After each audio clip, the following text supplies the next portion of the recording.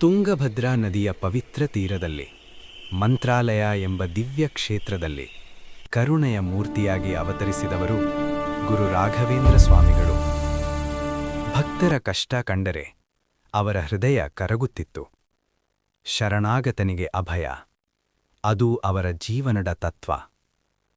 ದೂರದ ಒಂದು ಹಳ್ಳಿಯಲ್ಲಿ ನರಸಿಂಹ ಎಂಬ ಬಡ ರೈತ ಇದ್ದನು. ಬರದಿಂದ ಅವನ ಬೆಳೆ ಸಂಪೂರ್ಣ ನಾಶವಾಗಿತ್ತು. ಸಾಲಗಾರರ ಒತ್ತಡ, ಮನೆಯೊಳಗೆ ಹಸಿವು, ಜೀವನವೇ ಅಂಧಕಾರವಾಗಿತ್ತು.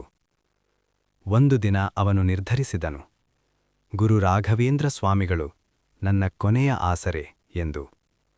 ದೀರ್ಘ ಪಯಣ ಮಾಡಿ ಅವನು ಮಂತ್ರಾಲಯಕ್ಕೆ ಬಂದನು. ಕಣ್ಣೀರಿನಿಂದ ತುಂಬಿದ ಕಣ್ಣುಗಳಿಂದ ಗುರುಗಳ ಪಾದಗಳಿಗೆ ಬಿದ್ದು ತನ್ನ ನೋವನ್ನೆಲ್ಲ ಅರ್ಪಿಸಿದನು. ಗುರು ರಾಘವೇಂದ್ರ ಸ್ವಾಮಿಗಳು ಮೃದುವಾಗಿ ನಗುತ್ತಾ ಹೇಳಿದರು, ಭಯಪಡಬೇಡ ಮಗನೇ, ದೇವರ ಮೇಲೆ ಸಂಪೂರ್ಣ ನಂಬಿಕೆ ಇಡು. ತುಂಗಭದ್ರಾ ನದಿಯ ಪವಿತ್ರ ನೀರನ್ನು ಅವನ ಕೈಗೆ ಕೊಟ್ಟು, ಈ ನೀರನ್ನು ನಿನ್ನ ಹೊಲದಲ್ಲಿ ಚೆಲ್ಲಿ ಪ್ರತಿದಿನ ಭಕ್ತಿಯಿಂದ ಪ್ರಾರ್ಥಿಸು ಎಂದು ಆಶೀರ್ವದಿಸಿದರು. ನರಸಿಂಹ ಮನೆಗೆ ಹಿಂತಿರುಗಿದ. ಗುರುಗಳ ಮಾತಿನಂತೆ ಮಾಡಿದ. ಅದ್ಭುತವಾಗಿ ಆಕಾಶದಲ್ಲಿ ಮೋಡಗಳು ಕವಿದವು. ಭಾರೀ ಮಳೆ ಸುರಿಯಿತು. ಬರದ ಹೊಲ ಹಸಿರಾಯಿತು.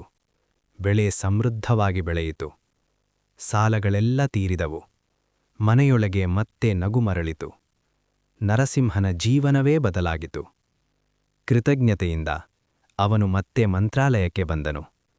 ಕಣ್ಣೀರಿನಿಂದ ನಮಸ್ಕರಿಸಿ ಹೇಳಿದನು, ಗುರುಗಳೇ, ಇದು ನಿಮ್ಮ ಕೃಪೆ. ಗುರು ರಾಘವೇಂದ್ರ ಸ್ವಾಮಿಗಳು ಶಾಂತವಾಗಿ ಉತ್ತರಿಸಿದರು, ಇದು ನನ್ನ ಶಕ್ತಿಯಲ್ಲ ಮಗನೆ, ನಿನ್ನ ಭಕ್ತಿ ಮತ್ತು ದೇವರ ಕೃಪೆ. ಇಂದಿಗೂ ಲಕ್ಷಾಂತರ ಭಕ್ತರು ನಂಬುತ್ತಾರೆ, ಗುರು ರಾಘವೇಂದ್ರ ಸ್ವಾಮಿಗಳು ಶರಣಾದವರನ್ನು ಎಂದಿಗೂ ಕೈಬಿಡುವುದಿಲ್ಲ. ಶ್ರೀ ಗುರು ರಾಘವೇಂದ್ರಾಯ ನಮಃ.